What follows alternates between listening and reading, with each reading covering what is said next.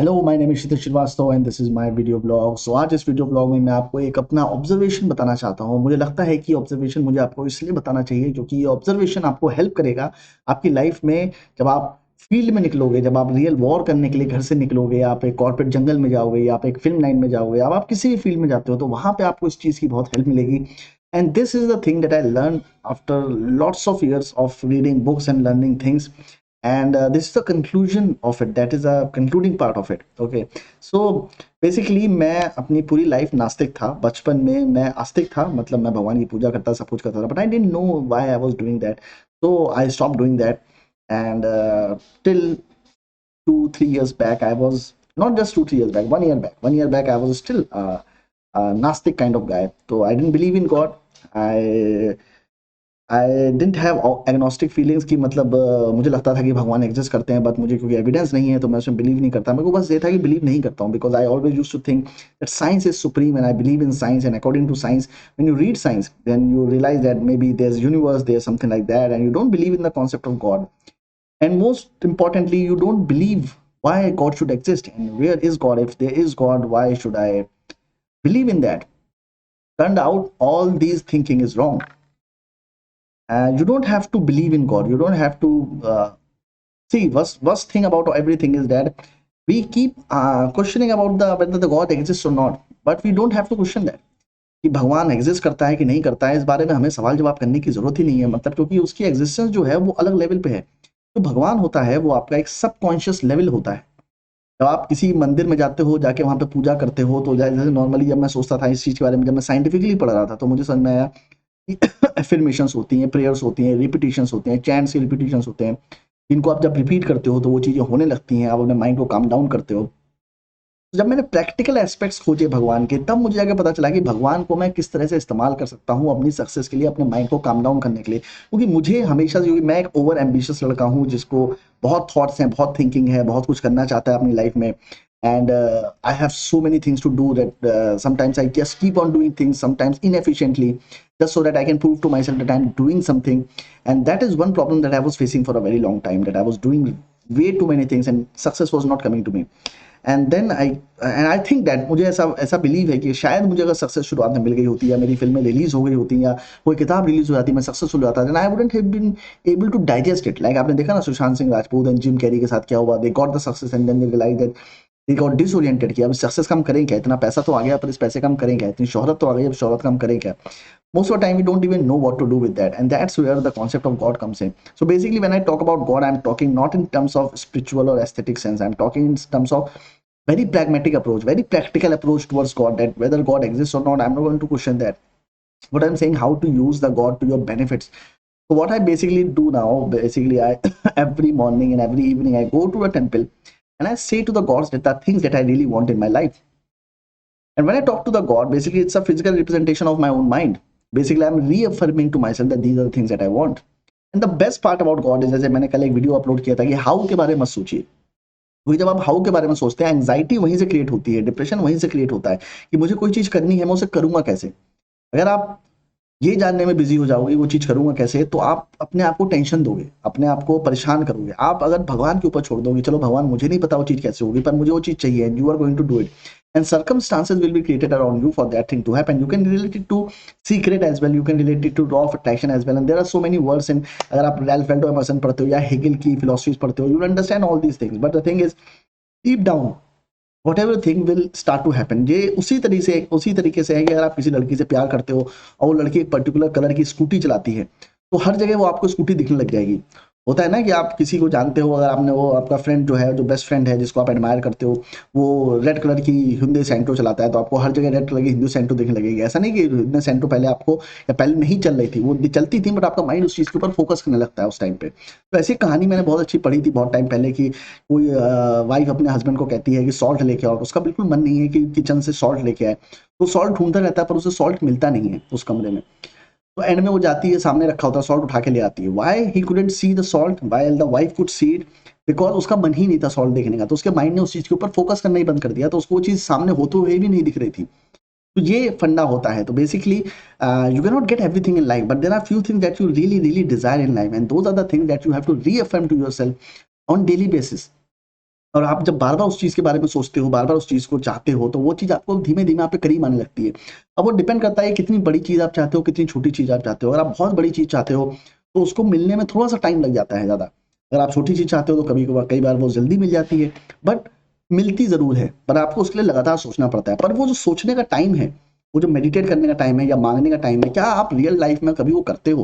क्या आपके पास दिन भर ऑफ़िस में खाली बैठने के बाद भी ये टाइम होता है कि आप उस चीज़ के बारे में सोचो? आप कभी वो टाइम निकाल नहीं पाते। तो भगवान के जब मंदिर में आप जाते हो तो basically you get that time, you join your hands and say the thing that you really want in life. अब जैसे प्रेयर्स का कॉन्सेप्ट है कि आप संस्कृत में बहुत सारी प्रेयर्स हैं जो आप पढ़ते हो उनको और आप वो चीज़ें माँगते हो, बट उसमें भी एक प्रॉब्लम है। उसमें प्रॉब्लम क्या है कि जो वर्ड्स आप जिनका उच्चारण कर रहे हो, वो शब्द ही आपको समझ में नहीं आ रहे हैं। अब जब वो शब्द ही आपको समझ में नहीं आ रहे हैं, तो आपके दिमाग में उसका विजुअलाइज़ेशन क्रिएट ही नहीं होगा। तो वो पढ़ना मुझे लगता है कि वो थोड़ा-सा गलत है कि आप एक चीज़ को बार-बार पढ़ रहे हो, जो चीज़ आपको समझ में नहीं आ रही है, आप हनुमान चालीसा पढ़ रहे हो, आपको उसका मतलब ही समझ में नहीं आ रहा है, then nothing is going to happen and that is where the problem comes in. एंड लोग अक्सर कहते हैं ना कि भगवान से कुछ माँगना नहीं चाहिए। नहीं, भगवान से माँगना चाहिए क्योंकि भगवान is nothing but your own subconscious mind. आपका जो पीछे का दिमाग है, वो ही भगवान है। When you are standing in front of that मंदिर में जब आप भगवान की मूर्ति के सामने खड़े होते हैं, वो क्यों बनाया गया? It's a scientific reason behind that. When you are standing in front of God, basically you say things जो आप नॉर्मल लाइफ में कभी नहीं कहते। जैसे कि मुझे कार चाहिए भगवान, मुझे घर दे दो भगवान, मुझे ये चीज़ चाहिए भगवान, मुझे फ़िल्म डायरेक्टर बनना है भगवान। तो वो चीज़ आप रियल लाइफ में कभी अफ़र्म नहीं करते हो। आप सोचते हो कि हाँ, मुझे बनना है, बट वो कभी उसको शब्द नहीं देते हो। वो जो शब्द देने का प्रोसेस है वो टेम्पल में जाके हो सकता है। टेम्पल या जो भी रिलीजियस प्लेस है, आप मुस्लिम हो या क्रिश्चियन हो या किसी भी उसमें हो, आपके जो टेम्पल्स हैं वहाँ पे जाके आपको इतना इनफ टाइम मिलता है that you say I want this and like I told you that you do not have to focus on how. So हम क्या करते हैं, हम अपनी टेंशन जो है वो हम भगवान को देते हैं कि हमारी लाइफ में कुछ बुरा हो रहा है। लेट्स से कि भगवान देखेगा उसको, हमें टेंशन नहीं है उस चीज़ की। आपकी लाइफ में कुछ बुरा हो रहा है, आप उसके बारे में बार-बार सोच रहे हो, तो आप सोचो, जैसे लोग कहते हैं ना कि अरे भगवान ने कुछ सोच के ही मेरे लिए ऐसा किया होगा। उससे क्या आपकी प्रॉब्लम सॉल्व हो जाएगी? नहीं, प्रॉब्लम सॉल्व नहीं होगी, पर उससे आप उस प्रॉब्लम के बारे में सोचना बंद कर दोगे। नेगेटिव थिंकिंग का सबसे बड़ा प्रॉब्लम ये नहीं है कि नेगेटिव थिंकिंग एग्जिस्ट करती है। नेगेटिव थिंकिंग का सबसे बड़ा प्रॉब्लम ये है कि वो और नेगेटिव थॉट्स लेके आती है और आपकी हेल्थ को डिस्ट्रॉय करती है। दुनिया का सबसे बड़ा कॉज़ अल्सर का, जो पेट में अल्सर होता है, उसका वरी है। आदमी इतनी ज़्यादा वरी करता है उन चीज़ों को लेके जिसकी उसको ज़रूरत ही नहीं है। अब्राहम लिंकन का मैं एक बार एक एग्ज़ाम्पल पढ़ रहा था कि अब्राहम लिंकन को जब भी कोई प्रॉब्लम होती थी, वो एक पेपर पे अपनी प्रॉब्लम लिखते थे और डेस्क में डाल देते थे, या कोई उनको टेंशन होती थी और 3 महीने बाद जब वो उस पेपर को वापस खोल के देखते थे, तो उनको पता चलता था जो प्रॉब्लम्स उन्होंने लिखी हैं, वो बहुत ही ट्रिवियल प्रॉब्लम्स हैं, वो उसकी ज़रूरत ही नहीं है सोचने की कि मतलब वो चीज़ होगी कि नहीं होगी। ठीक है? तो बेसिकली हमारी जो प्रॉब्लम्स हैं वो एट मोमेंट जब हम उसके बारे में सोच रहे होते हैं तो वो बहुत बड़ी लगती है हमको, क्योंकि हम उसको एस्केलेट करते जाते हैं दिमाग के अंदर ही। हम एक्ज़ैगरेट करते हैं अपनी प्रॉब्लम्स को। तो अगर वो प्रॉब्लम को आप वहीं पे रोक दोगे, उस थॉट को वहीं पे रोक दोगे, तो वो प्रॉब्लम आगे बढ़ेगी नहीं and your mind will be empty to think about good things. And that is again the concept of positive thinking. So God को अगर आप प्रैग्मेटिक तरीके से इस्तेमाल करोगे, प्रैक्टिकल तरीके से इस्तेमाल करोगे, तो ही आप थोड़ा सा सक्सेसफुल हो सकते हो। तो गॉड को इस्तेमाल करने का तरीका ये है कि जब भी आप मंदिर जाएं, डोंट थिंक कि मुझे भगवान से कुछ नहीं मांगना। बेसिकली आप भगवान से कुछ नहीं मांग रहे हो, बेसिकली आप खुद ही अपनी लाइफ के लिए अफर्म कर लो कि मुझे ये चीजें चाहिए। वो सबकॉन्शियस माइंड में जब बार बार जाती हैं, then you start focusing on those things. तो I use God as a tool. I go to temple and I and one more very important thing that I have learned in my life is that ये जो भी भगवान बनाए गए हैं उसके पीछे, मतलब मैं हिंदू रीति की बात करता हूँ जितना मैंने पढ़ा है इसके बारे में, तो I think that there is a reason behind everything that is happening and the thing is there are, कहते हैं ना 1084 भगवान हैं। तो आप जैसे विश्वकर्मा पूजा करने वालों के भगवान है, वो लोहे का काम करते हैं, उनके अलग भगवान हैं। आपको वो एजुकेशन चाहिए, आप सरस्वती को पूजा करते हो, आपको मनी चाहिए, आप लक्ष्मी जी की पूजा करते हो, आपको पावर चाहिए, आप शिव जी की पूजा करते हो, आपको ब्रेन पावर चाहिए, आप कृष्ण जी की पूजा करते हो। तो बेसिकली जैसे कहते हैं कि जिस जिस तरह के आइडल्स को आप फॉलो करते हो, आप उस तरह के आदमी बन जाते हो। अमिताभ, आप एक्टिंग करना चाहते हो तो आप अमिताभ बच्चन को फॉलो करते हो, आप कोडर बनना चाहते हो, आप बिल गेट्स को फॉलो करते हो, आप अपनी हार्डवेयर कंपनी खोलना चाहते हो, आप स्टीव जॉब्स को फॉलो करते हो। So basically the kind of person that you meet, the kind of person that you want to become is the kind of person that you idealize.